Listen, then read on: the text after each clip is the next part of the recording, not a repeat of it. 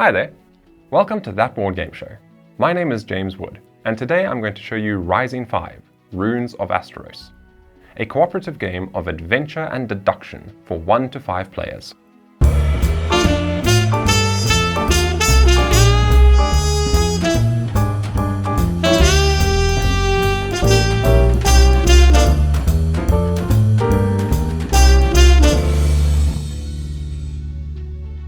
A long time ago, on the far-flung planet of Asteros, an ancient king confined unspeakable monsters behind a rune gate and sealed it shut with 4 divine runes. The gate has stood dormant for over a millennia, until now. The seal has weakened, and the evils of the ether once again plague Asteros. As the influence of silk, the crystallized form of ether itself, spread and corrupted all it touched, the wizened sage ORAKL petitioned the Council of United Planets for help, and 4 of their top agents, EKHO, Hell, ELLI and NOVA, have been dispatched. Codenamed Rising 5, these heroes are Asteros' only hope. If they are to save this world, they must find the lost runes and harness the power of the silk to seal the gate once more. But many dangers now lie in wait on this once peaceful planet. Rising 5 is a cooperative game of deduction and adventure driven by a digital application. Players must find the lost runes together before an evil power devours the planet. So now that the stage is set, I'm going to dive straight in and start playing Rising 5, and today I'm playing the solo mode.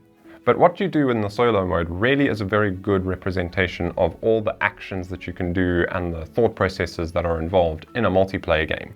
I'll point out the minor differences as I encounter them. The first thing we need to do after all the basic setup is fire up the app. And we will tap on Game Start over here, and it plays a little intro film after we've verified that everything is set up.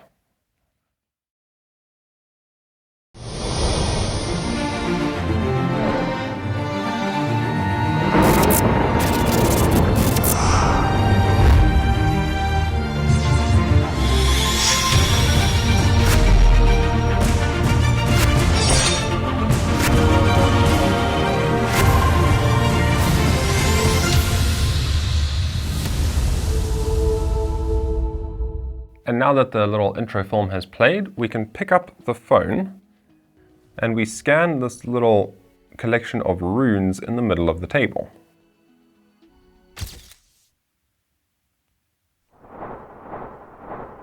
And now we have some vague information on what is over here. So before I dive into explaining what that information is, let's give you a quick overview of what we're doing. So our objective here is to get these 4 rune stones in the correct configuration to seal this gate in order to save Asteros from the evils lurking behind. The way we do that is we have to keep manipulating the position of these runes and scanning them to ascertain whether or not they're in the right place. That is the only way to win the game. How we will lose the game is if ever this eclipse marker reaches all the way to the bottom here, representing a total lunar eclipse on Asteros, at which point the planet is covered in darkness and all the evil creatures take over, or if this deck of action cards for our characters ever runs out, representing us losing time. So now that you've got a brief understanding on the overview, let me explain how these various symbols work. So you'll see we've got 3 different types of symbols showing here. We've got one here that is glowing gold. That means that one of these runes is the correct rune in the correct place. Another one over here is this constellation, and it shows the stars like that, meaning that it's the correct rune, it's meant to be here, but it's in the wrong place. And then we've got 2 runes with this black border representing runes that we don't want in the gate at all. So we need to swap those out with other ones from the supply over here. So with that very vague information to get us started, we can tap on the screen there, and it shows these little 4 beacons. You'll see that those 4 beacons are on the board there as well. And you can use these cubes up at the top here to light up the beacons as we go. And once we've lit all 4 beacons, that is a point at which we can then do another scan to check if our runes are all in the correct place.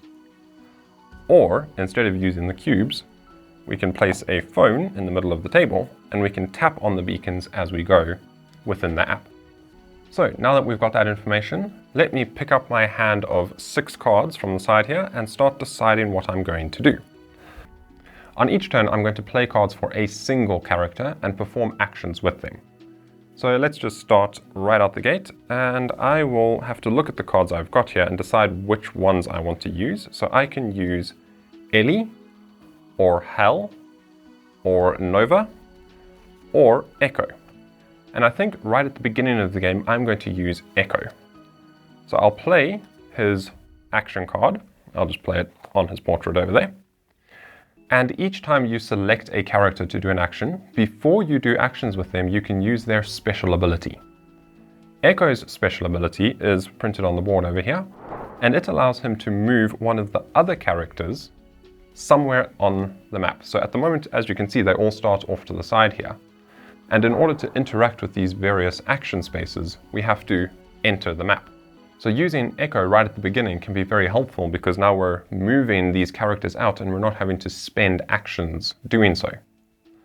So if I look at my hand, I can see I've got several NOVA actions, 1 HEL and 1 ELLI. So I want to move one of those 3 out. I don't currently have ORAKL, so having him out on the board isn't going to be very helpful.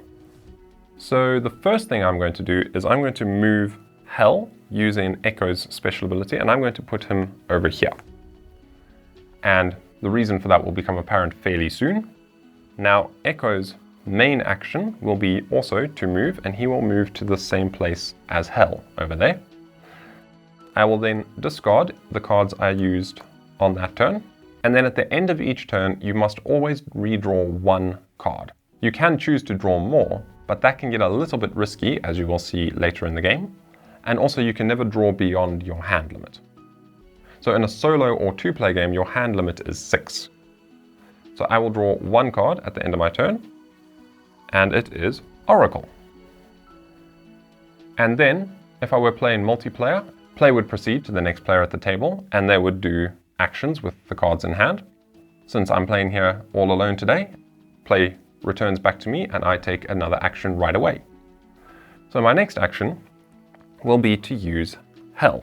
So I'm going to play a single HEL action card, and HEL's special ability is that he can copy the special ability of another character that he shares a space with. So again, looking at my hand, I can see I've got NOVA, ELLI and ORAKL, so I could move any of them out.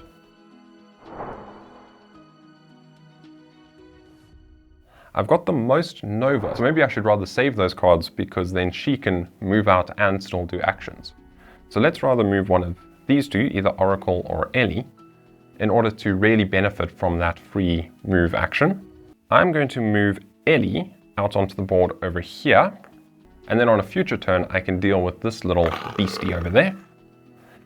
And then for now, that was HEL's free action, mimicking EKHO's special ability.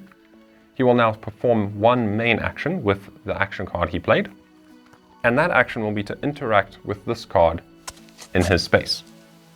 And this card is a friendly little creature that is hiding in the shadows. It's a bit terrified of all these big bad beasts running around, and it's going to give us a clue as to which symbol matches one of these runes. So I can discard that card. This little guy gives us assistance and then runs off back into the shadows. And I can now tap on this question mark symbol on the app, and it will pull up this menu, and now I can select one of these runes to get a clue on. So let's just start at the top. I'll get a clue for red. I'll say, yes, thank you. Tell me what red is. And now I know that red is the snake. And I just realized I skipped something at the beginning, so let me rectify that. So I will take the snake symbol and I'll place it there next to the red rune because I now know that that is the correct one. And at any time in the game, you can scroll up on the app to see any previous scans you've done, to get a sense of what information you have in case you forget it. So at the beginning of the game, when I did this initial scan, what I should have done is put these 4 constellations on this side of the board over here, representing that those are the 4 runes we have. And as long as they're on this left-hand side, we don't know which rune they match. Once we do know, we can swap them over to this side. Okay, so let's put all of these out. So I've got this golden one, which is the correct rune in the correct place. We now know that the snake is attached to red. We also have this beast on its red side, so we want to get rid of that, whichever rune it is. And we have this little goblin type thing on its red side. So these are the ones we still need to figure out what runes they match. So we can scroll that up and proceed with play. So that was Hell's main action. He interacted with that friendly little helper.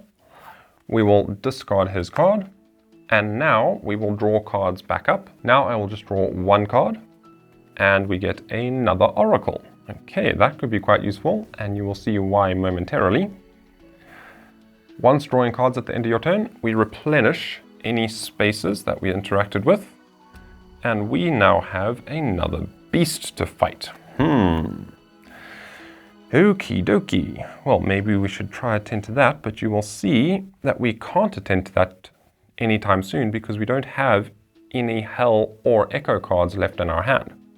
So that little beastie will just have to wait its turn to be dealt with.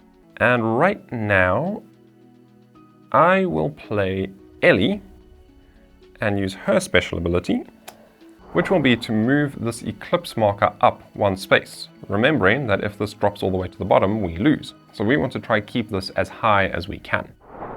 And you will see later how that comes down. So that was her free action. Her main action will be to fight this little goblin creature. So we pick up the red die of doom, and we roll it to see the outcome of this battle. So we are almost guaranteed success because we need to roll equal to or higher than the creature we are fighting, and the lowest number on this die is a 1. However, it also has this moon symbol. If we roll this moon symbol, that is an instant fail. So we're hoping that that doesn't come up. Any other die result is going to be adequate to defeat this creature. So I'll drop this into my little dice tower off to the side here. This dice tower does not come with the game. I should make that clear. This is an optional add-on that I have. And we rolled a 2. Yay! So we successfully defeated the little goblin. That was an easy fight for ELLI. So we will discard this, but first we will see that it was carrying a little silk cube. So it had stolen one of these precious silk cubes, which we now need to go plug in to one of these altars to allow us to attempt to seal the gate later on. So we rip that little silk cube away from it, say that doesn't belong to you, and we go plug it into a beacon. So we are now 1 step closer to doing our second scan to try and seal the gate. Okay, so ELLI's done her thing, discard that card, draw a new one, and we've got EKHO, good, so now we can use him to fight over there and pull out some of these other characters. We will now refresh this space, and you will see that all the cards coming out of here are 1s and 2s so far, and that's because you've got these 3 different decks, and the monsters in each deck get progressively harder to fight. So these are level 1 creatures, basically, level 2 and level 3. So this one has the toughest enemies in it, but they do also yield higher rewards. Okay, so next action, I am going to play EKHO once again, and he's going to use his special action to move out one of these 2. Again, I've got more Nova cards than ORAKL, so I will move ORAKL out, and I will put ORAKL over here with ELLI, so that they can help each other in the future, which you will see how that works right now, because EKHO is going to fight this big spider creature over there. And because he shares a space with Hell, he gets +1 to whatever the result of the die is. And it's only ever +1. Even if there were 2 or 3 additional characters here, you only get an extra 1 bonus. So his action will be to roll this die. Let's hope for anything but that red moon. And we got a 2 again, so he didn't need Hell's help, but he was there for moral support. We vanquish the little spider creature, or the big spider creature probably. We will discard that card and gain another silk cube to add to our altar over here. Boop! Okay, so now we will draw a single card again. Once again, I'm only playing one card at a time, so I won't be drawing more than one card at the end of my turn. So I will discard this EKHO card and draw one more from the supply over there. And oh my goodness, we have lots of Nova, so she will be getting very busy very soon. And now, once I've drawn my cards, we replenish this space. And oh my goodness, there is our first boss. Ooh, that's a scary looking thing. Okay, so as you can see here, we've got 5 is the number we have to roll equal to or greater than. And you may see over here that the highest we can roll is 4. So the only way we can defeat that boss is with teaming up against it with that bonus, and by using these assistant cards off to the side here. So these are specifically for the solo mode. You don't usually have this display of cards off to the side. And how that works is if I was to fight with, say, Hell over here, then I can discard cards from this pool over here, and I can add +1 to my combat result for each card discarded in that way. In the multiplayer game, you can do the same thing. So if a player is attacking a creature, any other player at the table can discard cards matching that character from their hand to add +1 to the combat result. You can't do it on yourself though. So for instance, I couldn't go there with Nova and discard a whole bunch of cards from my hand. You can only discard cards from supporting players.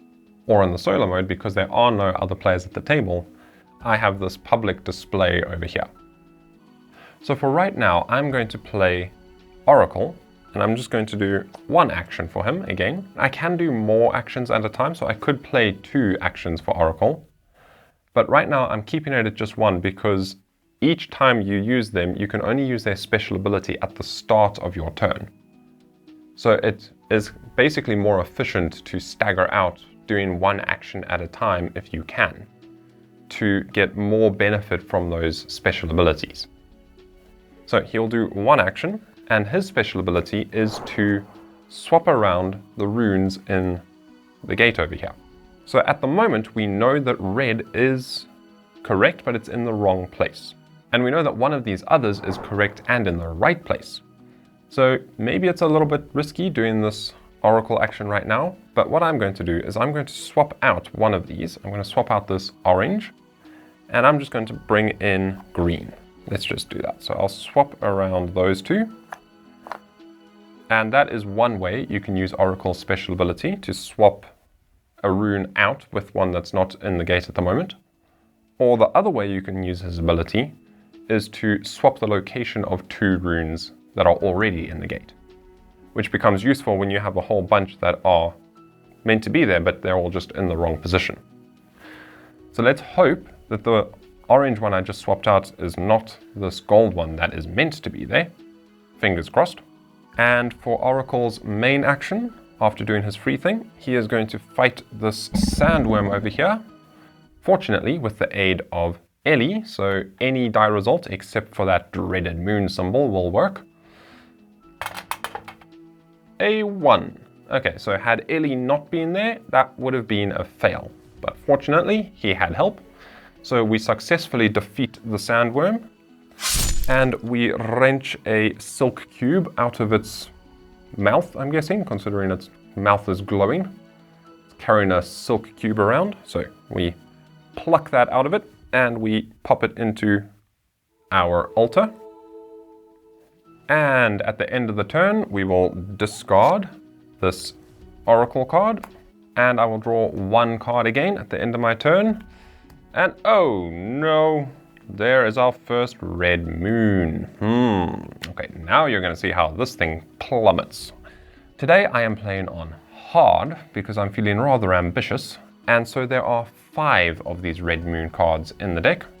And one of the reasons I decided to do that is so that it would come up nice and early in the game and you can see how it triggers off. And this is only the second time I've actually ever played this game on this hard difficulty. The first time I actually filmed it, but we lost the audio from the lav mic. So the audio was there, we had scratch audio from our camera, but it wasn't quite up to my usual standards. But that is available for you to watch on our Patreon page, should you be so interested as to see me actually win a game playing in this hard mode. So, coming off that experience, I'm feeling a little bit confident that I can maybe pull off a win in hard, but who knows, maybe I'm being a little bit too ambitious and things will go pear-shaped very quickly. Let's find out. So now I will have to resolve this red moon crisis at the end of my next turn. Were I playing with multiple players, play would proceed to the next player, and they would have one full turn before we resolve the red moon crisis. And you will see that as soon as I drew that, I stopped drawing cards. So I now only have 5 cards for my next turn. And none of them are Hell or Echo, so unfortunately I can't tackle this big bad boss just yet. So that is not very good, but I do have lots of Nova. So let's pull Nova into the fray and you can see how her special ability works. I will do 2 actions with Nova, so we'll play 2 cards over there. And her free special ability is to attack any one creature anywhere on the board. And before I do that, I was supposed to replenish this card at the end of my last turn. And now, continuing with Nova's turn, that free action, she can attack any creature anywhere on the board without having to be there. And in addition to that, when she rolls the die, she doesn't suffer any negative effects if she fails. So let's roll for this one over here. So we'll try to get rid of this little level 1 because there's no benefits from having extra characters when you do this special roll. And that I shall have to re-roll because that couldn't be more on its side if it tried. Let's see, a 2. Okay, good. So that vanquishes this little goblin beastie, which is very, very good news. So we can discard that and gain another silk cube, which we will light up a beacon with. And now Nova can do 2 normal actions. So one of them is going to be to move, and I would probably be smart to move to a place where she can attack another creature. Continuing the theme of being perhaps a little bit overambitious, she is going to head out over here, join this little gang, and they are going to try and take on this boss. So that is going to be her second action. So her first action was moving, second action is going to be attacking the boss. She's got +1 because she has companions in that location. And I will now call on some assistance over here and discard 1 Nova card to get +1 to my combat roll.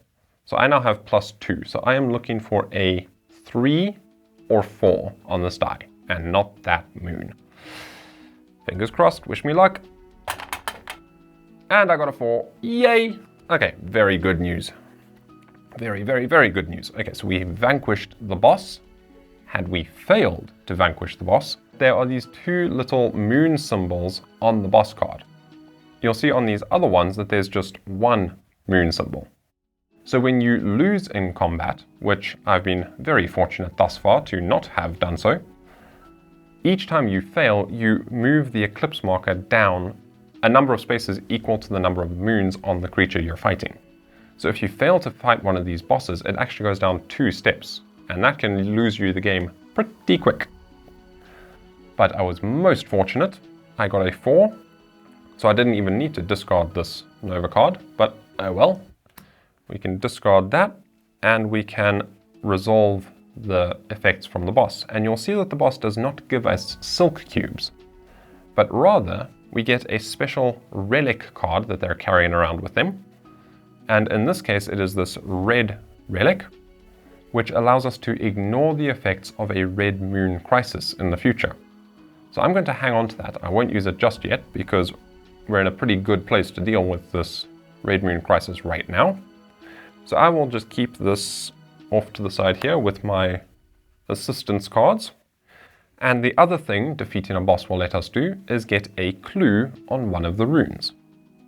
So let's get a clue for this dark blue one over here. Let's see what we've got. Yes, I do want a clue. And the dark blue one we want to get rid of. Let us place that over there. So we now know that the dark blue one is this little goblin constellation. So we want to get that out of the gate. That is not going to help us seal it.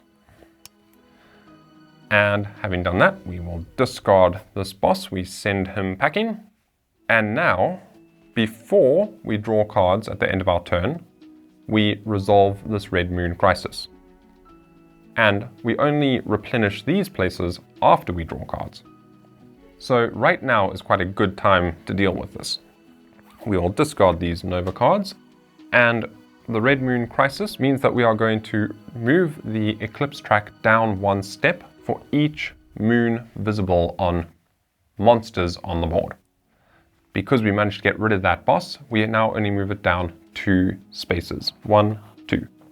Instead of 4 had the boss been there. So that was very fortunate. We now discard that red moon, and now I can draw cards back up. So let's see, I'm a bit low, and because I know that these red moons are pretty evenly spaced in the deck, I can be fairly confident in drawing more than just the 1 card this time. So my hand limit is 6, and we've depleted this, so I'm going to draw 4 cards. Getting a bit ambitious there.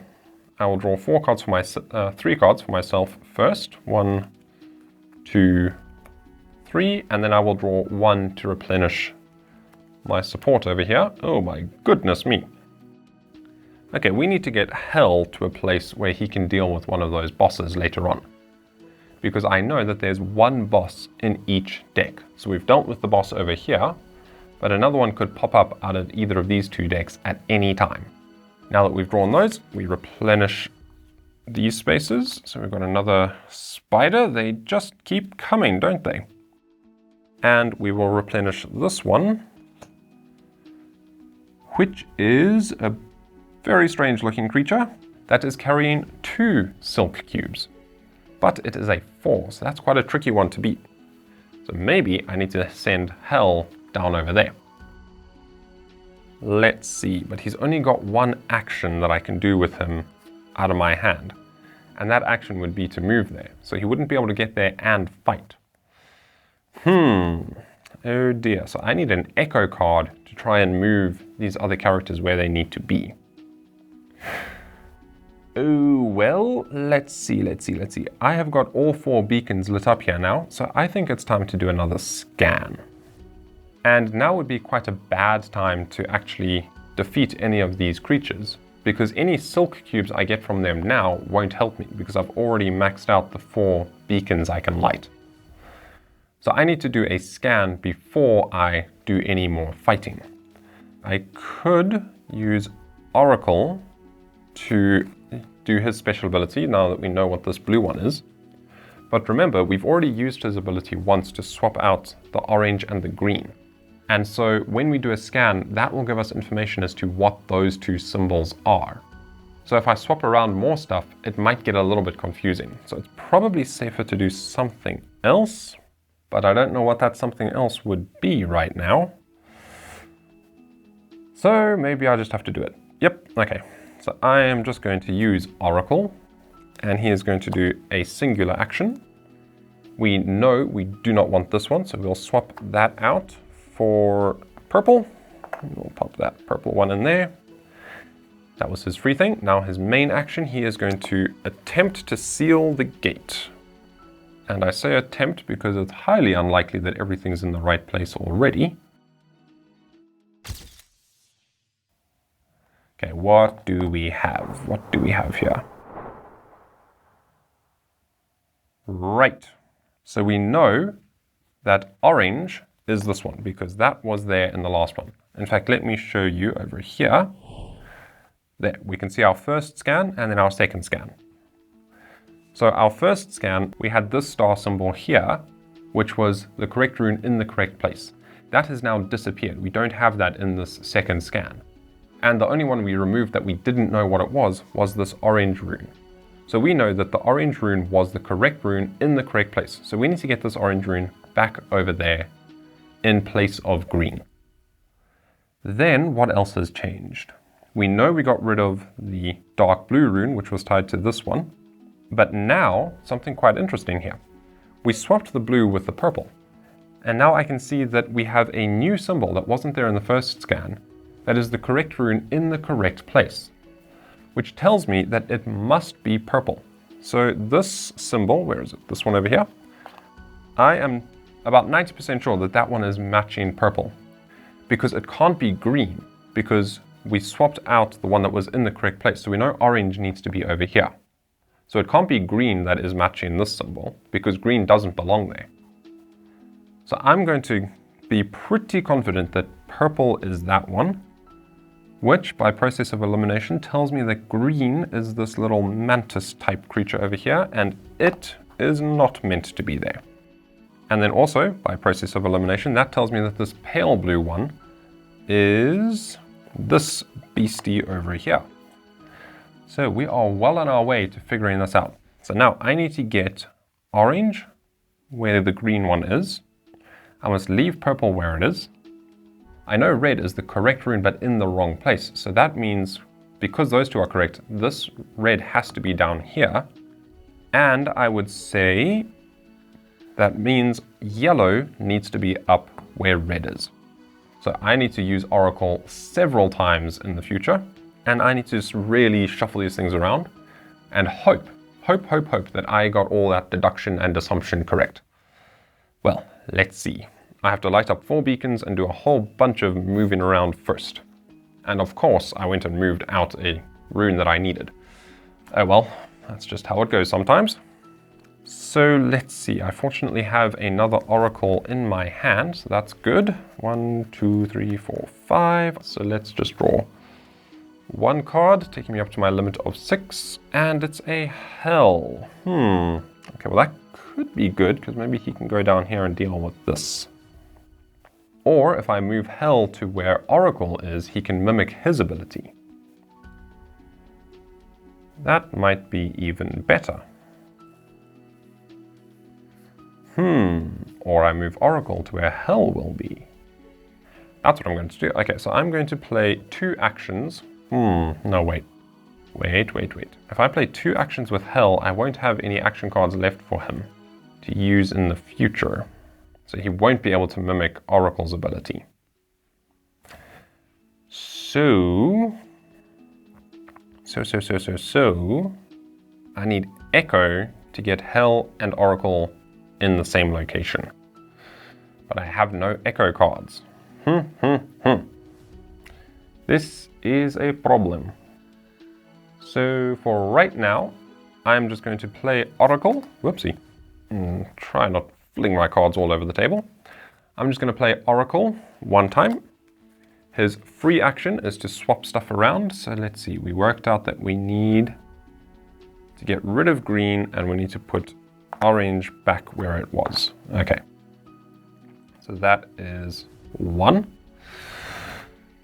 Then I will do his main action, which will be to fight. So he is going to fight the sandworm with the assistance of ELLI. And what do we get? We get a 4. My goodness, talk about overkill. 4 plus 1, so that's 5. And all we needed to roll was 2. My goodness. Well, let's hope I can roll that well in the future when I take on this creature. So that's going to give me 1 silk cube. Boop. Into the beacon over there. I am going to discard that ORAKL card, draw 1 card. Yes, that's what I want. I needed that EKHO, so now I can use EKHO to send hell to the same place as ORAKL. Very, very, very good. Okay. Next thing, we will replenish this. And we've got a little friend over there. We can interact with that to either pick up a silk cube or move our eclipse track up 1 step. I'm not too worried about the eclipse track at the moment, because if we draw another one of these red moon cards, I can ignore that crisis with this relic I picked up earlier. So proceeding to the next turn, EKHO is going to have an action.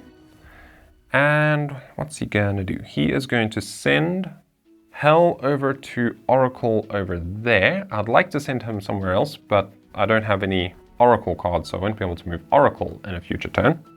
So let's just get those two in the same place. And then his main action will be also to fight. He's going to take on the spider. Roll the die. And we get a 1 + 1. Success. My goodness. This die has been very friendly to me today. I haven't once rolled that dreaded moon symbol. And sometimes that's all you roll. So this is going very, very well. We will vanquish that spider. Light up another beacon. Boop. Discard Echo. Draw 1 card. I'm still playing it safe. And yes, that is fantastic. Another Echo. And we will replenish this. And you will see now that there are no more cards in that deck. So we've exhausted all the creatures there. And now I just need to start working on getting this in the right configuration. I'm pretty certain I know what that configuration is. So let's use Hell to mimic ORAKL's ability, and we will swap out this pale blue one, which I'm sure we don't need, for this yellow one, which I'm pretty sure we do need. And then let's use his main action to interact with this little creature. And do we want to move the Eclipse track up, or do we want to get another Silk Cube? I think we'll get another Silk Cube, because this is still pretty high. And we can ignore another red moon. So let's hope for the best. I'll get another Silk Cube from him. Say thank you for your service and goodbye. And now you will see that there is nothing to replenish there and there's nothing here. So all of these guys are going to have to start moving elsewhere if they want to continue being useful. Let's see, discard Hell. I will draw 1 card. And it's another Echo. That's not bad. I can start using him to shimmy people around.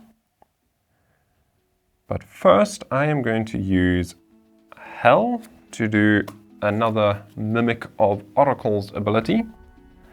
And I'm going to swap this red with this yellow, because I'm pretty certain that this is now the correct configuration. I am fairly sure of that. So let's hope that my deduction was correct. Okay, so now I just need this 1 more Silk Cube. So I think the best way to do that without risking combat is to head over here and interact with this friendly little creature who's carrying around a Silk Cube, which he will just give to us. So let's move Hell over to there. Unfortunately, he won't be able to pick up that Silk Cube because he has no action cards left. Discard that. Let's hope I draw 1. And it is not. Of course, it's a Red Moon Crisis. Well, now's actually not a terrible time for that to happen, because we only have 2 on the board. And let's see. I just realized something. I can use Nova. And we'll just do, let's do 2 actions with Nova, shall we?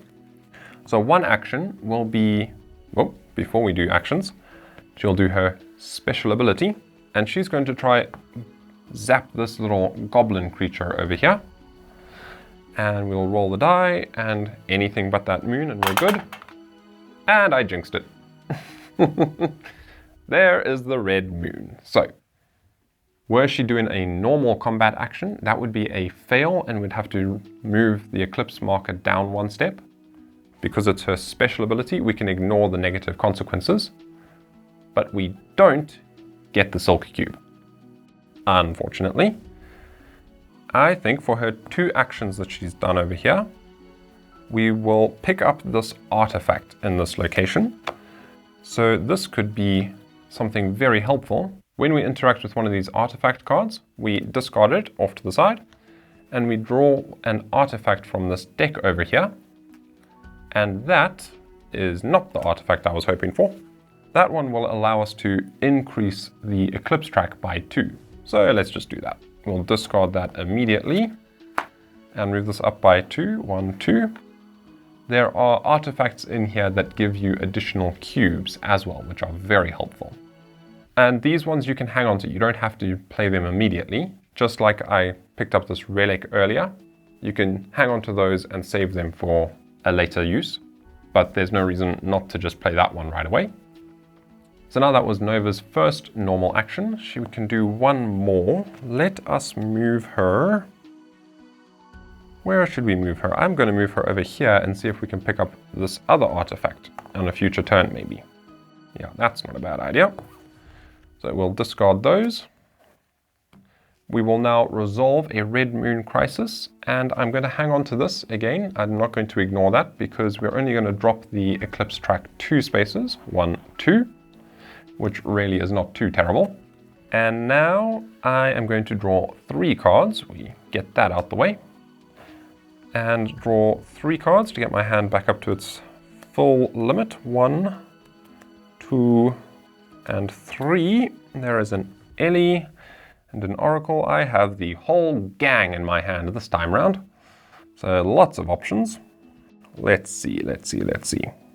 Let's use Hell for a single action to interact with this little friendly creature over here and pick up that silk cube.